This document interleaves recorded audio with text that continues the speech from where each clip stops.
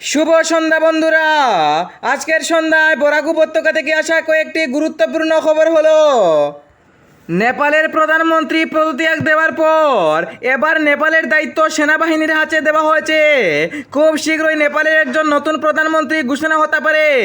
অন্তর্বর্তীকালীন সরকারের নাম ঘোষণা করা হতে পারে খুব শীঘ্রই। আজ তৃতীয় দিন স্থানে স্থানে বিক্ষিপ্ত পরিস্থিতি হচ্ছে। সেই সকল বিক্ষিপ্ত পরিস্থিতি রক্ষা করার জন্য নেপালের বিভিন্ন অলিগলিতে দেখানো হয়েছে সেনাবাহিনী। যদি কেউ এরকমের বিক্ষিপ্ত পরিস্থিতি করে তাহলে নেপালের সরাসরি পুলিশ আধিকারিকরা গুলি করে দেবে, এমনই সিদ্ধান্ত দেওয়া হয়েছে নেপালে। বিশেষ করে নেপালে গত 3-4 দিন ধরে ভয়াবহ অবস্থা রয়েছে। উত্তেজনা তুমুলভাবে রয়েছে, রণক্ষেত্রে পরিণত নেপাল। বিশেষ করে নেপালের এমন পরিস্থিতি দেখে ভারতের প্রধানমন্ত্রী নরেন্দ্র মোদী কড়া ভাষায় জানিয়ে দিয়েছেন যে নেপালে নির্বিঘ্নে থাকার জন্য সকল ভারতীয় ছাত্রদেরকে জোরালো আবেদন জানিয়েছেন প্রধানমন্ত্রী মোদী। বিশেষ করে অলি সরকার এবং তিনি সব মন্ত্রী এবং উপরাষ্ট্রপতি ইতিমধ্যে পদত্যাগ দিয়ে অন্যান্য স্থানে গা ঢাকা দিয়েছেন, কিন্তু এখনো পর্যন্ত নেপালে বিক্ষিপ্ত পরিস্থিতি স্থানে স্থানে রয়েছে। নেপালের সংসদ, রাষ্ট্রপতি ভবন, বিভিন্ন হাইকোর্ট, সুপ্রিম কোর্ট ইত্যাদি জ্বালিয়ে দিয়েছেন স্টুডেন্টরা। ইতিমধ্যে নেপালে বিক্ষিপ্ত পরিস্থিতি অব্যাহত রয়েছে। যাতে নেপালে ওর কোনো বিক্ষিপ্ত পরিস্থিতি না হয় তার কারণে লক্ষ লক্ষ সেনাবাহিনী মোতায়েন করা হয়েছে, যাতে নেপালে আর কোনো বিক্ষিপ্ত পরিস্থিতি না হয়। ক্যাবিনেট বৈঠকে বিরাট বড় ঘোষণা মুখ্যমন্ত্রী ডক্টর হিমন্ত বিশ্ব শর্মা তিনি ক্যাবিনেট মিটিংকে বিরাট বড় ঘোষণা করেছেন। মুখ্যমন্ত্রী ডক্টর হিমন্ত বিশ্ব শর্মা তিনি বলেছেন যে আগামী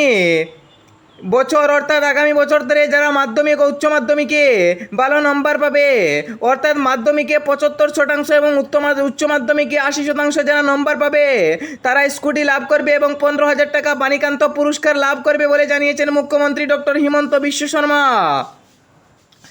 মুখ্যমন্ত্রী ডক্টর হিমন্ত বিশ্ব শর্মা তিনি জানান, যারা এবার মাধ্যমিক দিয়েছেন তারা 75% নম্বর পেলে, অর্থাৎ 75% যারা নম্বর পেয়েছেন তাদেরকে 15,000 টাকা এবং উচ্চ মাধ্যমিকে যারা 80% নম্বর পেয়েছেন তাদেরকে দেওয়া হবে স্কুটি।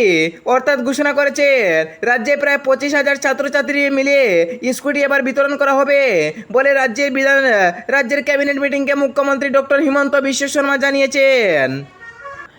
ভুয়া চিকিৎসকের রমরমা বরাক উপত্যকায় যেন থামার নামই নিচ্ছে না।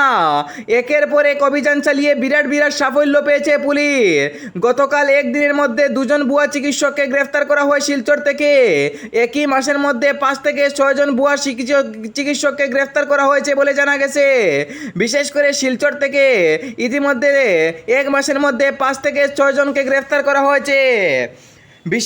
বিশেষ করে ভুয়া দুর্নীতি দমন শাখার আধিকারিক থেকে শুরু করে ডাক্তার এবং বিভিন্ন বড় বড় IPS IAS এবং ভুয়া হয়ে থাকেন সেই সকলকেও গ্রেফতার করেছে। গত কয়েক বছর ধরে এই রকমের অভিযান চালিয়ে পুলিশ বিরাট সাফল্য পেয়েছে।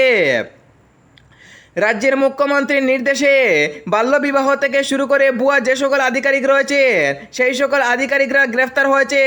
ইতিমধ্যে বিভিন্ন অভিযান চালিয়ে বিভিন্ন স্থানে স্থানে বিরাট সাফল্য পেয়েছে। বিভিন্ন অবৈধ ফার্মেসি, মেডিকেলকে বন্ধ করে দিয়েছে ইতিমধ্যে প্রশাসনও নিরপেক্ষ তদন্ত চালাচ্ছে এবং তাদেরকে গ্রেফতার করতে সক্ষম হয়েছে। বিহারের নির্বাচন নিয়ে বিরাট বড় ঘোষণা সুপ্রিম কোর্টের। আধার কার্ডেও জনদরদি তথ্য নথি হিসাবে ঘোষণা করতে হবে। অর্থাৎ বিহারে SIR নিয়ে এবার মুখ খুলল সুপ্রিম কোর্ট কড়া ভাষায় জানিয়ে দিয়েছে নির্বাচন কমিশনকে জানিয়ে দিয়েছে যে আধার কার্ডও একটি নথি থাকতে হবে। কিন্তু আধার কার্ড থাকলেই কি নাগরিকত্ব পাওয়া যায় এটা ঠিক নয়, কিন্তু আধার কার্ড থাকলে ভোটের অধিকার দিতে পারবে, অর্থাৎ ভোট গ্রহণ প্রক্রিয়া দিতে পারবেন বলে সুপ্রিম কোর্ট জানিয়ে দিয়েছে। বিশেষ করে সামনে বিহারে বিধানসভা নির্বাচন রয়েছে। সময় যেমনই এগিয়ে আসছে তেমনি বিধানসভা নির্বাচনের প্রচারাভিযান তুঙ্গে রয়েছে। একদিকে জন সুরাজ, অন্যদিকে BJP, RJD, JDO, Trinamool Congress, ANIMM ইত্যাদি নেতারা জোরদারভাবে প্রয়াস চালাচ্ছেন কার দলের সরকার আসবে। বিশেষ করে বিহারে একটি নতুন দলের আবির্ভাব হতে যাচ্ছে, সেটি হচ্ছে জন সুরাজ। এই জন সুরাজের সরকার আসার সম্ভাবনা রয়েছে। এবার জন সুরাজ সরকার খুব দৃঢ়ভাবে পদক্ষেপ চালাচ্ছে। এবার নেপালে অর্থাৎ এবার বিহারে তাদের সরকার আসার সম্ভাবনা সবচাইতে বেশি দেখা যাচ্ছে। বিশেষ করে জন সুরাজের প্রমুখ নেতা হলেন প্রশান্ত কিশোরও ভালোভাবে কাজগুলো চালাচ্ছেন। বিশেষ করে গত 3-4 বছর ধরে বিভিন্ন স্থানে স্থানে অলিগলিতে র্যালি করতে দেখা গিয়েছে প্রশান্ত কিশোরকে এবং বিভিন্ন প্রকল্প উদ্বোধন করেছে। এবার বিহারে সরকার আসার সম্ভাবনা রয়েছে জনসুরাজের। প্রশান্ত কিশোর দাবি করেছেন যে তাদের সরকার আসার সম্ভাবনা রয়েছে এবার বিহারে।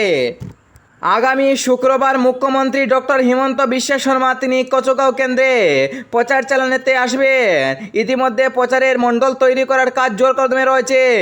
বিশেষ করে বিটিআর নির্বাচন সামনে রয়েছে এবং বিটিআর নির্বাচনের প্রচারে আগামী শুক্রবার মুখ্যমন্ত্রী ডক্টর হিমন্ত বিশ্ব শর্মা তিনি কচুগাঁওতে আসবেন। সেই কেন্দ্রতে আসে বিভিন্ন নির্বাচনী প্রকল্প ঘোষণা করবেন। ইতিমধ্যে নির্বাচনী প্রচারের আগে নির্বাচনের মণ্ডল কাজের অব্যাহত রয়েছে তুঙ্গে।